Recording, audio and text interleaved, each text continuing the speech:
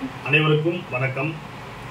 முத்தமிழ் அறிஞர் கலைஞர் அவர்களுடைய பொற்கால ஆட்சியிலே 15/9/2010 அன்று பேரறிஞர் அண்ணாவுடைய பிறந்த தினத்தில் தொடக்க கல்வித்துறையில் 6000க்கும் மேற்பட்ட ஆசிரியர்கள் மாநில அளவிலான பணிமூப்பு அடிப்படையிலே பணி நியமனம் பெற்றார்கள்.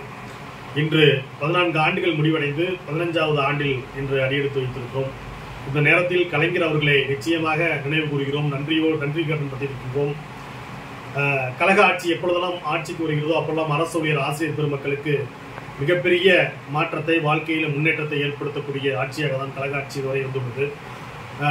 அந்த அடிப்படையிலேயே 2006க்கு முன்னாடி பணி நியமனம் பெற்றவர்கள் எல்லாம் தொகுப்பூதியத்திலே நியமிக்கப்பட்டார்கள்.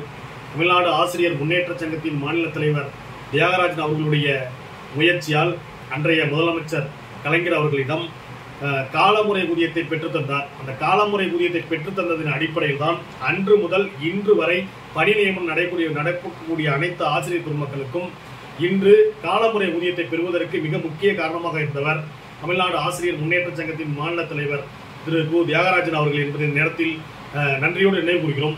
இந்த புதிய தலைமுறையாக ஆசிரியர் வந்தவர்களுக்கு நம்ம காலமுறை ஊதியம் இவ்வளவு ஊதியம் பெறுகிறோம் என்று அவர்களுக்கெல்லாம் இந்த ஒரு பதிவு மூலம் தெரிவித்துக் கொள்கிறோம்.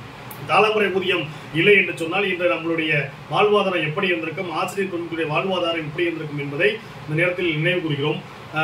என்று கலைஞர் அவர்கள் ஆட்சிக்கு வந்த பிறகு தொகுப்பூதியத்தை ஒழித்து காலமுறை ஊதியத்தை கொடுத்த மூலமாக இன்று மிகப்பெரிய வாழ்க்கையில் மாற்றத்தை ஏற்படுத்திக் கொண்டிருக்கின்றோம். அந்த அடிப்படையில் தான் நம்மளுடைய முதல்வர் அவர்களும் பழைய ஓய்வூதிய திட்டத்தை நிச்சயம் தருவார் என்ற நம்பிக்கை எங்களுக்கெல்லாம் இருக்கிறது.